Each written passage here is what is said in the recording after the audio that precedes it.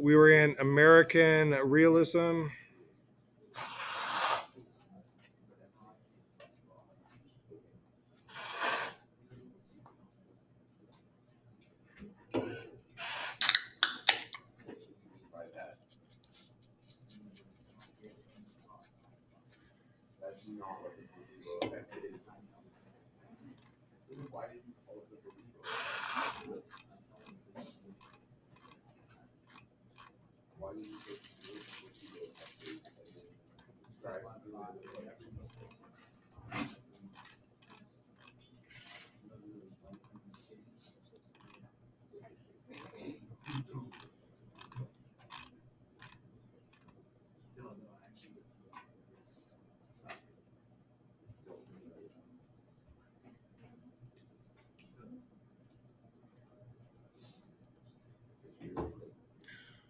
Okay, did I introduce you to John Singer Sargent?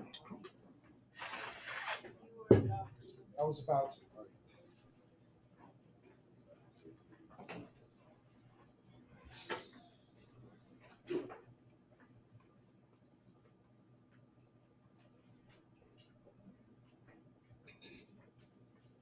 All right, his family is from New England. He's an American, but he was born in Europe, and his family traveled all around Europe. He was born in Italy.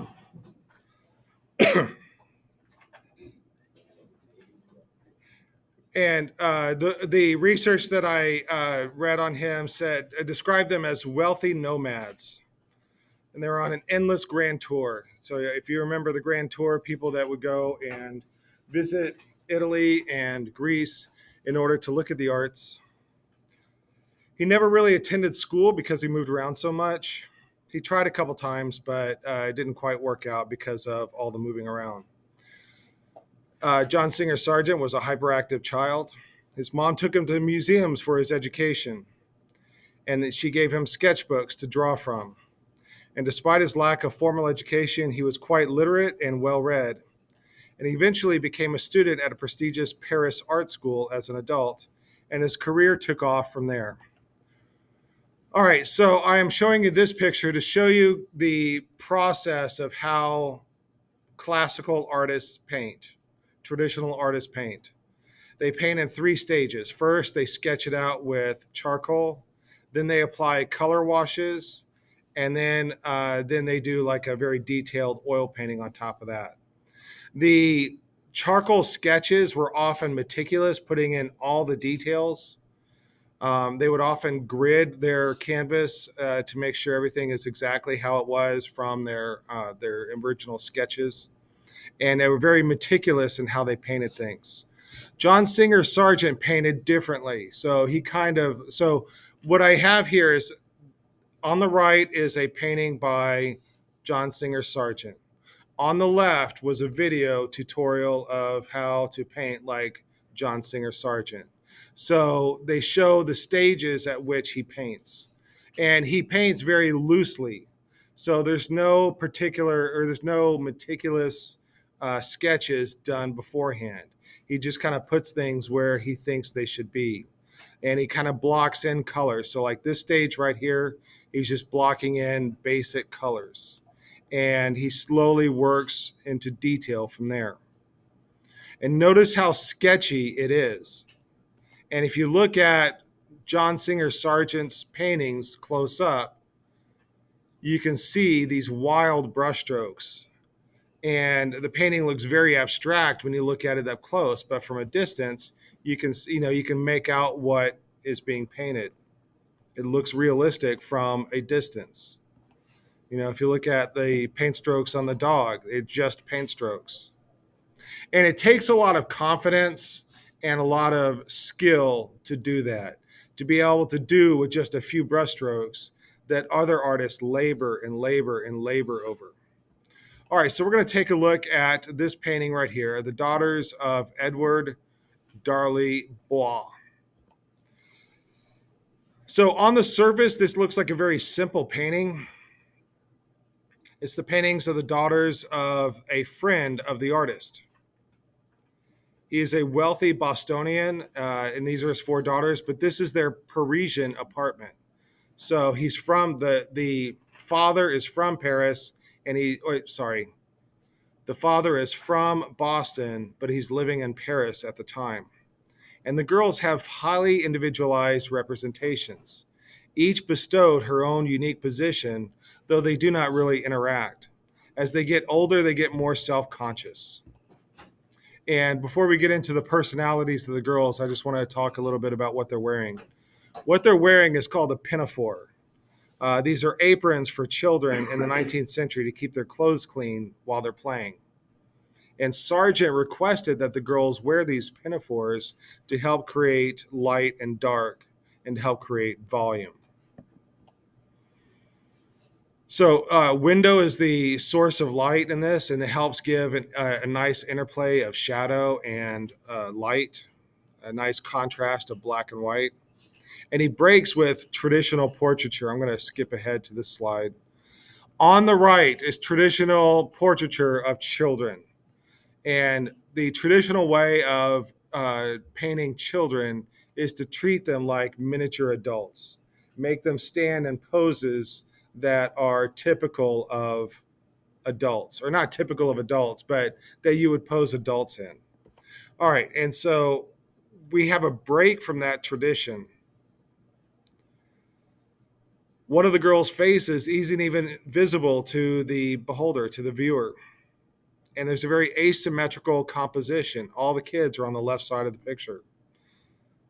And the girls are spread out all over the place. It's not a clean and neat composition.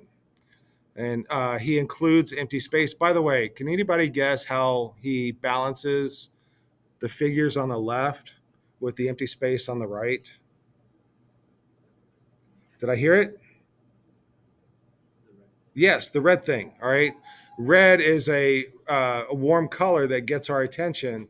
So that sliver of the red object grabs our attention and it balances out all the weight that is on the left side of the picture.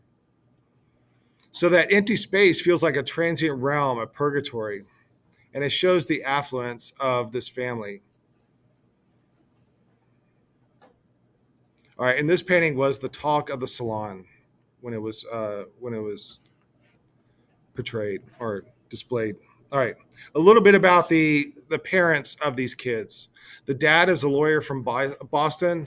The mom, Isa, she grew up in a rich American family, but the mom is a very immature person.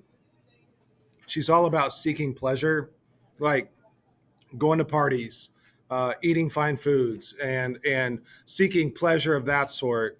And so she doesn't have the maturity to be the responsible parent, and she was not a responsible parent. She basically ignored her children while she went out and played. She has money to play with, so she goes out and plays, like and by going to parties and stuff of that nature.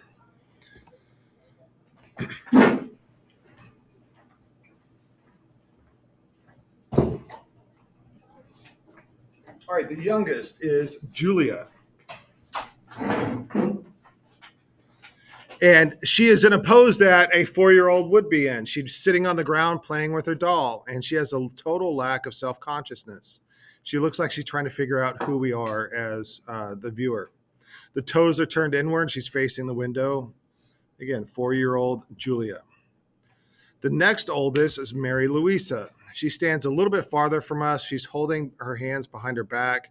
Her gaze diverts, revealing an inner detachment. And then we have 12-year-old Jane on the right. She is standing next to the oldest one, the 14-year-old Florence.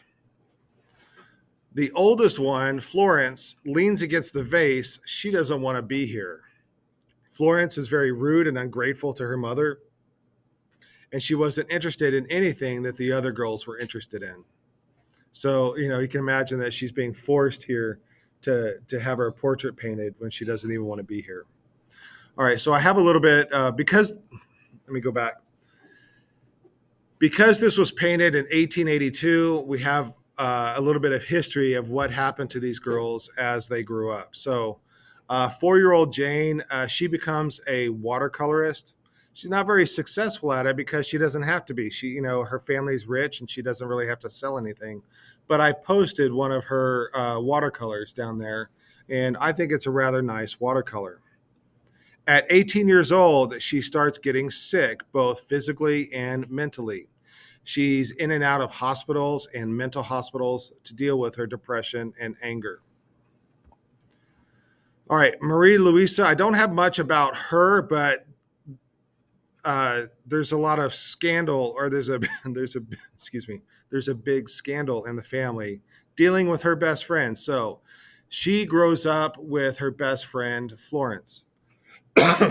And when she and Florence are about 21 years old, her dad, they meet her dad, and they've grown up and moved out of the house, and she's hanging out with her friend, and they come to visit the dad, and the dad and Florence fall in love.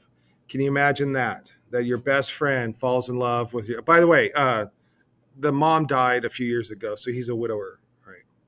So they eventually get married, and it was quite shocking to Mary Louisa, and it was quite shocking to the rest of the family. Mary Louisa did not approve of her best friend marrying her father. I think there's a 35-year difference. So Florence, and also Florence is the same name as his other daughter. So he's marrying somebody that's 21 years younger than him, who has the same name as his other daughter. And so it's quite weird. Anyways, the family was against it. They told him not to do this, but he went ahead with it. That he was too old. Anyways, so they get married and they have a couple of kids. And right after she has the second child, she dies. All right, from complications after childbirth. And I put that photograph up there. Those are the two sons that they had, and look at the age difference of those kids. It's like they're sitting there with grandpa. Anyways, Florence suffers a nervous breakdown and never really fully recovers. She moves to Boston and she plays golf, which is a very new sport at the time. She is socially awkward and she lives with her female cousin. And at the time, this is called a spinster marriage. And I don't know if you know what a spinster is, but a spinster is like a woman that never gets married and doesn't have women, or doesn't have men callers trying to marry her. And in the 1800s, that was a scandal in and of itself. Every woman is supposed to get married.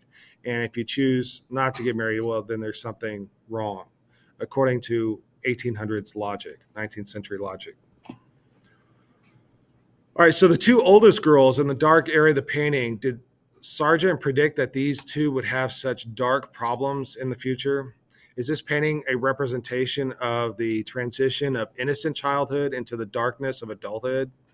Is this a peek into the world of four girls growing up in a rich but absent family? None of the girls ever got married. And while normal now, then it was sad. And so all four of these girls became spinsters. Now, there's a couple of other characters in this painting, and that is the vases. All right, there's two vases, and this is evidence of the richness of the family. The delicacy of these vases is a symbol of the delicacy of the girls, and it suggests an emotional neglect. The vases are hollow on the inside. All right, and the hollow vases take place of the parents. Anyways, this painting is on display with the two vases that are in the painting. When the family donated this painting to the museum, they also donated the two vases that are in the painting. All right, and then there is a connection between these two paintings. You remember Velázquez, Las Meninas. It is a painting of a family, and Sargent's painting is a painting of a family of young girls. And Sargent was a fan of Velázquez and went to go see Las Meninas several times. And so these paintings were both on display quite recently. Let's go through my notes, see if there's anything. All right, so the same, excuse me, what's the same about them is they have a random placement of girls. It adds spontaneity to the work in both paintings. And in both paintings, it's as if you just walked into the room and everybody stops to look at you and to see who's come into the room. Both rooms are spacious and moody. That both paintings have a dark color palette, and you get the feeling that we're intruding on another family's time. All right, moving on. I want to talk about this painting right here.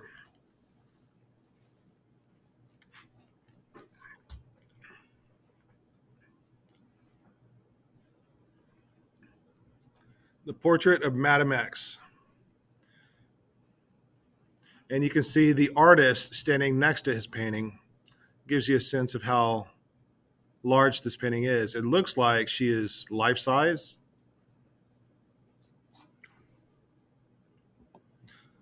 All right, so this is a shocking painting, so I want everybody to gasp. All right. This painting ruined 2 lives. Today, the painting looks elegant, and like you can't imagine what would be so ruinous about this painting. Today, the painting looks, elegant. I just read that. She looks like a woman with immaculate skin, clothed in what appears to be an expensive, well-constructed dress. It's a nice contrast of light and dark, and the simplified shapes. And it's a seemingly nice painting of an elegant model. All right, so this woman that is in the painting is Virginie Gautreau. And she is a European Creole. She was born in New Orleans, Louisiana. She's descendant of French nobility, and she is from an important family in Louisiana. She is the daughter of, and her family is, her family consists of plantation owners, senators, army officers, and her family moved to Paris when she was 8. And then the family became a part of French high society. So she's not conventionally beautiful, even for the time, but she was popular in high society. She was a pale-skinned brunette with red cameo-like features. She dyed her hair red as well. She had an hourglass figure, and she had a definitely striking beauty. Even if it wasn't conventional beauty, it was a striking beauty. She did not commission this painting. In fact, Sargent wanted to paint her because he thought she would make the perfect subject for the Salon exhibition. Everybody wanted to meet her. Every artist wanted to paint her. And Sargent pursued her and practically begged her to allow him to paint her. Months of begging through letters, and finally she relented. Gertrude and Sargent both had a hunger for fame. She wanted to be famous, he wanted to be famous, and so it was a good pairing of the two. And the palette of this painting, of the light and the dark, is common in art. You know, you have these paintings that have, his choice of colors is rooted in art history. And I talked about how Japanese art is becoming, have I talked about that yet with you guys? I have not. All right, so this is your first hint at Japanese art coming into Europe and becoming popular. So you can see the influence of the Japanese with the light skin and the dark clothes. So her hairstyle is based on one of ancient Greece. She wears the tiniest of tiaras, and on the top of her head, the tiara has a crescent moon, which is a symbol for Diana, goddess of the hunt. On the table leg, there is a siren. So there's a little bit more reference to mythology. And one criticism in this is that there's an overuse of makeup. She used lavender-colored face and body powder to enhance her complexion. She dyed her hair and eyebrows with henna, and people suspected her of ingesting arsenic to lighten her skin. Others say she used rice powder as makeup. And if you look at her ear, the ear is a different color than the rest of her skin. So either she's putting on makeup all over and forgetting her ears, or her ears are turning red. And so the red ears is a sign of arousal. And that's one of the problems with this painting.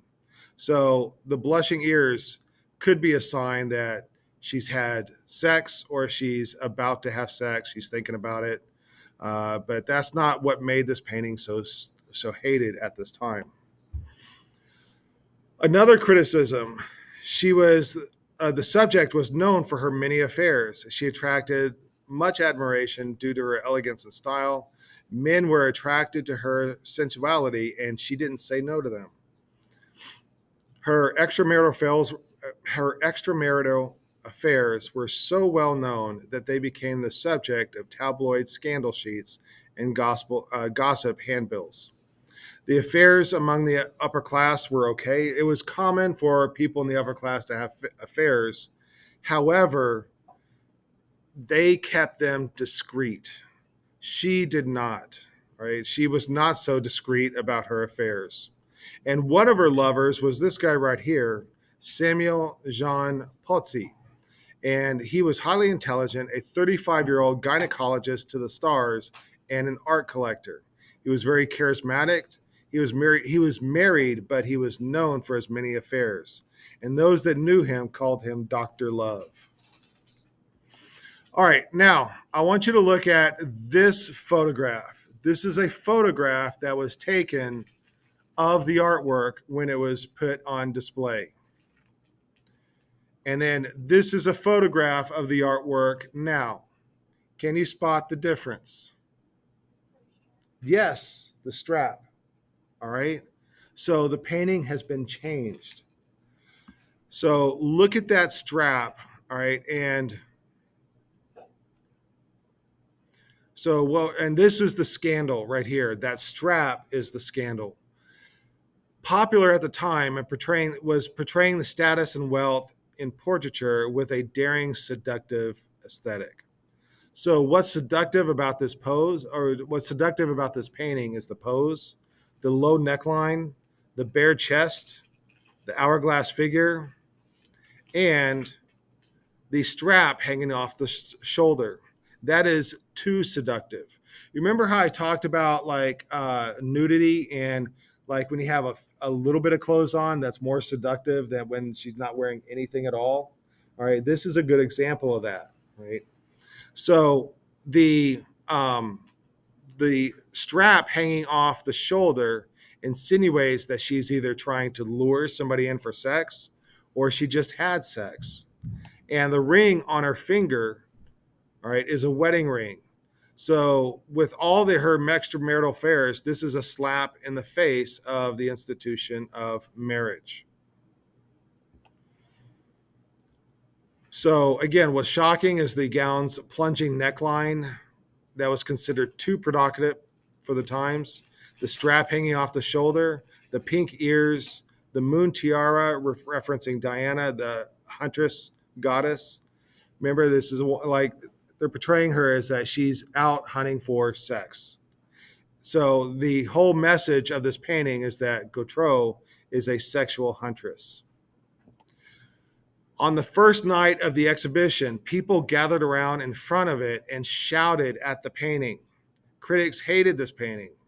Again, discreet affairs are okay, but flaunting it this way was too much. Gautreau was ridiculed. Now, to give you some context, here are 3 paintings painted by Sargent of women at that time. And notice that the other women, their dresses cover a lot more. So whereas this black dress would be quite a normal dress for us going out to a party or to prom or whatever, that would be a normal dress for us, then it was quite shocking. So like what Manet painted 20 years before, all right, the scandal is why Sargent is more scandalous. because Olympia was a prostitute. Gautreau was high society. So what makes this so scandalous is that Gautreau was high society, and that offended the people of high society. So that's what made it more scandalous. Also, Sargent is a foreigner in Paris. She is a foreigner in Paris. So these two Americans are in Paris with these loose morals, and that's making everybody there unhappy. They don't like that it is other people having these loose morals amongst their society. So Gautreau's mom said, quote, "All Paris is making fun of my daughter. She is ruined. My people will be forced to defend themselves," unquote. That means she's calling a lawyer because there was a big brouhaha about this portrait. Gautreau never recovered from this shameful incident. She retreated from Parisian society for the rest of her life.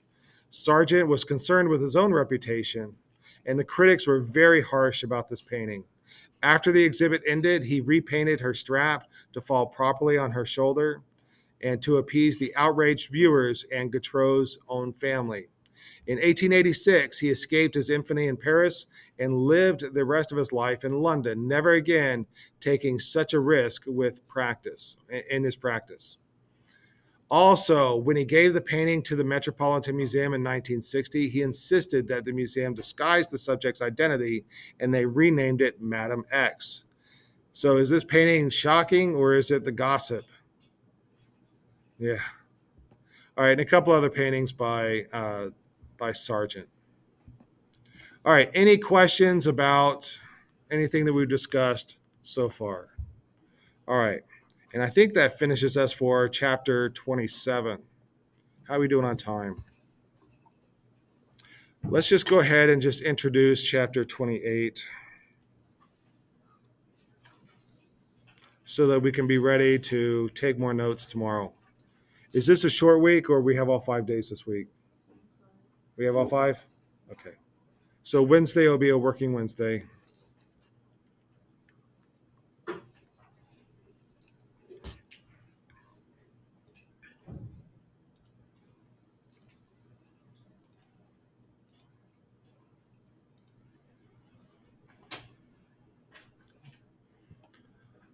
All right, so much art history and never enough time to cover it all. So let's go run through the art museum. We are beginning chapter 28, Impressionism and Post-Impressionism. Go to the next empty page of your sketchbook. At the top of that next empty page of your sketchbook, write chapter 28. Big and bold up in the corner. Looks like I'll need to correct this. It says 30 up there. Write chapter 28. Or you can write 28, or you can write Impressionism, or you can write Post-Impressionism. You can abbreviate Impressionism by calling it IMP. Oh, I just thought of this. And you can abbreviate Post-Impressionism by calling it PIMP. All right.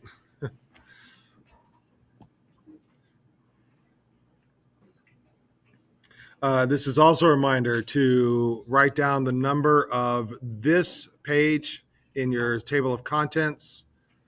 Go find chapter 28, write down the number of this page, and then go, while we take these notes, I want to remind you that it's 5 hand-drawn sketches per chapter.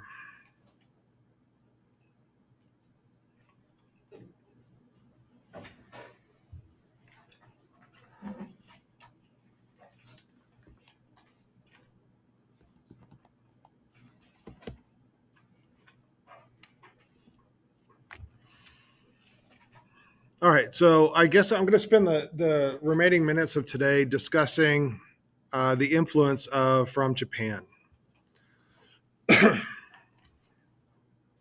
All right, can you find Japan on this map? Or where, let me back up. What continent is Japan in? I heard somebody say Asia. That is correct. All right, and where is Japan in Asia? Yeah, it's an easy one to find. All right, it's the islands off the coast right there. All right.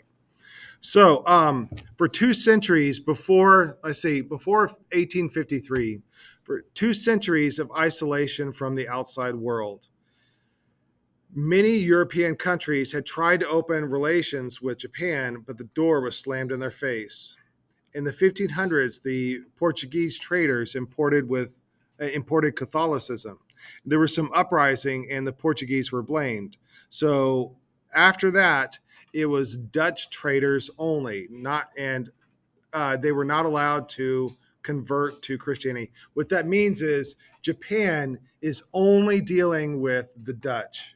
It is not saying hello to the Russians, the Americans, the British, the French, the Italians, nobody. They're not interested in dealing with anybody except for the Dutch. So the Dutch have a monopoly on dealing with the Japanese. However, the Japanese have strict rules on trading with the Dutch. So there is one island that the Dutch are allowed to go to. There's bunches of islands in Japan, but the Dutch are only allowed to go to one island. That's the only place that they're allowed to trade. And when they show up, they have to remove all the guns from the boats. They have to remove all Christian symbols from the boats. The Dutch are not allowed to learn Japanese language, and they are minimized contact with only but a few Japanese officials. And all the crew had to walk on images of the Madonna and Child to prove that they were not Catholic. And the Dutch had to remain on the dock. They were not allowed to come inland. And so basically they were quarantined. All right, those are very strict rules.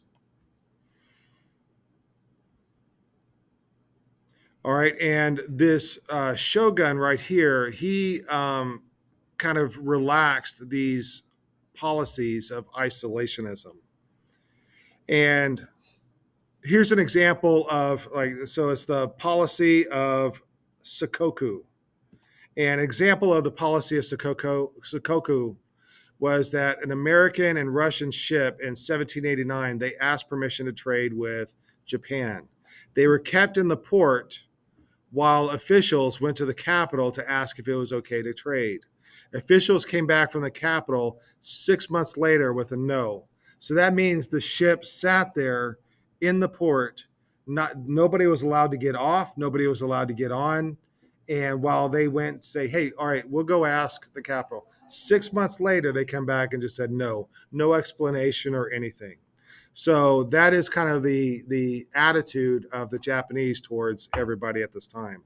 And for revenge, the Russians start raiding Japanese settlements in the north for revenge. So that after that, the Japanese double down on their isolationist policy. So multiple events happened like this over the years. It was this guy right here. This is Commodore Matthew C. Perry. He helped to open Imperial Japan to the Western trade in 1853. And what happens, so in 1853, the gates open and everybody's allowed to trade with Japan. And what that causes is people are buying stuff in Japan, bringing it to Europe and selling it in Europe. So there's lots of new and interesting and different things for people to buy. For example, kettles, things for your house, furniture. And then people that make furniture will are making it in the Japanese style. We've got 3 minutes left. All right, so we will watch this video. We got 2 videos to watch tomorrow. All right, so we will finish there.